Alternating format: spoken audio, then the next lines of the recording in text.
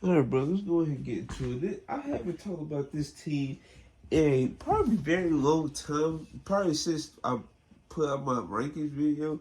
But this team has been on fire as of late. They won their last 8 games straight. They one of the best players of the team has started to step up in the month of March. I would say August for some reason. But yeah, the team we talking about is the Houston Rockets. Now the Houston Rockets, like I just said, they've been on a tear. They gunning for the 10th spot to try to get that playing spot over the Warriors. I feel like the Warriors, they can forget about trying to get higher than the maybe even the 9th seed at this point. I think even the 9th seed is like question marks for them right now because now they have to literally be in a dogfight consistently with the Rockets. And look at the Warriors' schedule right now. They are in like toughest part of the schedule. Like the Lakers, they already got past their toughest part. They beat the Thunder. They beat the Timberwolves. Like they beat the teams they need to beat, and they just beat Milwaukee tonight. So yeah, the Lakers. The only thing they have to do is not fumble this easy game stretch they have now. They might drop 1-2 games in stretch, and which is gonna be unfortunate. But I already know how the Lakers do. But yeah, back to the Rockets though. The Rockets have been taking care of business. They took like the hardest part of the schedule. They actually got through it. Now they went through the easiest part with they played the Trailblazers multiple times. I think they played the Jazz multiple times. They have dominated their way through these last couple games in March. And with the Golden State Warriors matchup in April, I believe April 4th, that match was going to it's going to mean a ton, especially for seeding implications. Um, Jalen Green, like folks would say he been sticking 85% of the season. But dog, this brother has been hooping. In my opinion, he could have won player of the month the way he's been hooping, but I guess folks this or player of the week, my bad, not player of the month. Player of the week. He's been dominating. I don't understand like how he did with it. If we're going to give fourth, and fifth options player of the week, we might as well just have two West players win because Anthony Davis and Jalen Green both have compelling cases to actually win the player of the week award. Let's just keep it a buck. Jalen Green, I don't understand if it's like a confidence thing. I don't know what it is with him because at the beginning of each season of his career, he has gone through stretches where he looked like he's one of the worst players in the NBA. Then we go towards January, February, March, he started to pick up his play. I'm just trying to see how can we get this version of Jalen Green throughout the entire season. Jalen Green has the ability to actually put up buckets in bunches like he's been doing. The fact is, it's just haven't been consistent throughout the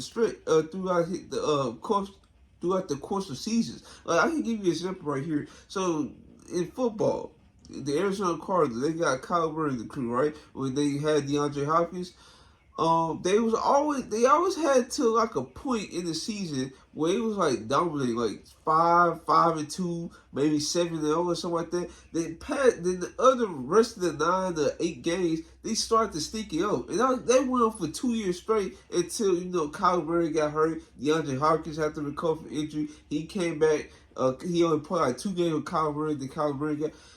That's unfortunate, but that's basically the comparison right there. We need like long and sustained production, and that's why I gave you the comparison because you can't have like these fall offs at the same point in the season.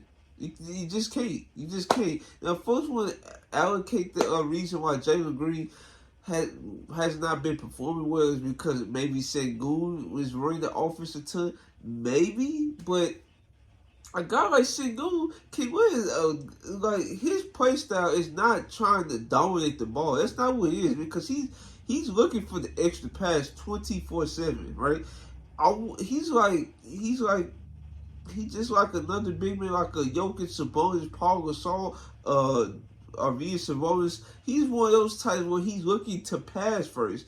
I'm not understanding, like, maybe Sengun posting up too much, maybe be the reason why Jalen Green can't get in the lanes as effectively as he need to. But putting out Sengun would be a dream for, like, anybody, really, because you can have him in the high post. He's looking to, like, throw a lob or something. or look for the bounce pass, or even a skip pass. I don't know. Maybe the play styles don't mix, and maybe folks are valid for feeling this way. I truly don't know what it is with Jalen Green not producing at high levels throughout an 82-game season. Jabari Smith, on the other hand, he has improved a ton. Now he's not gonna win Most Improved Player because I feel like top 3 overall picks or top 3 to 5. I'll probably say top 3. To me, I don't know. It's like in that ballpark. You should not be qualified to be able to win Most Improved Player. But that's my opinion. But we see like a guy like John Morant win Most Improved Player, even though he was number 2 overall pick. But yeah, that's all I got to say about that. Jabari Smith though, like he has a case since we gave out to number 2 overall picks to win the Most Improved Player of the Year award. He do have a case for that, but there's so many players that's like in the running for it. It would definitely be impossible for him to win, but he's definitely improved his self-creation ability a little bit. He definitely improved the 3-point shot with the catch and shoot. That's good. And they still running him at like a small ball zero roll kind of with him or Jalen Green. Especially as the level single been hurt, he's been playing the center. So yeah, the players been improved. You add the vets like Fred VanVleet and Dylan Brooks. Now, in my opinion, they said just gave the contract to James Harden. And guess what? You have a James Harden on this roster. He has the side creating juice to actually get you to like a playing spot like you desire. Instead of like a guy like Fred VanVleet. Like he's cool. Like he's a nice 3-and-D player.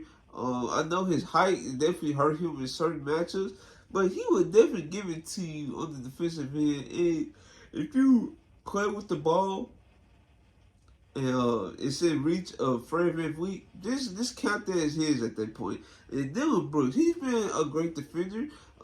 He won second team on defense last season, and he just continued on. Now his offense, it started out great, and it tailed off back to normal. But his defense always been solid. It is the reason why the foundation of the Rockets has changed a little bit. You see more offensive structure with Ime Udoka. You see the new guys, and then you have to mix in with the guys that was already with the previous regime. They start to buy in on defense. That's why the Houston Rockets is one of the better defensive teams in the league. I think they know lower than 12, if I'm correct. If I'm correct, I don't think they know lower than 12, which is a step, which is a great improvement, right? So yeah, that's really all I got for today's video. I just want to talk about the Houston Rockets, how they went from like literally, oh, are they about to tank again, to wow, they about to hold the Warriors in the playing spot. And in my opinion, I am rooting for the Rockets to win this playing spot, so I can literally see Warriors fans melt down. That's my goal. If you guys like this video, like, comment, subscribe. And this your boy Trail Emerald.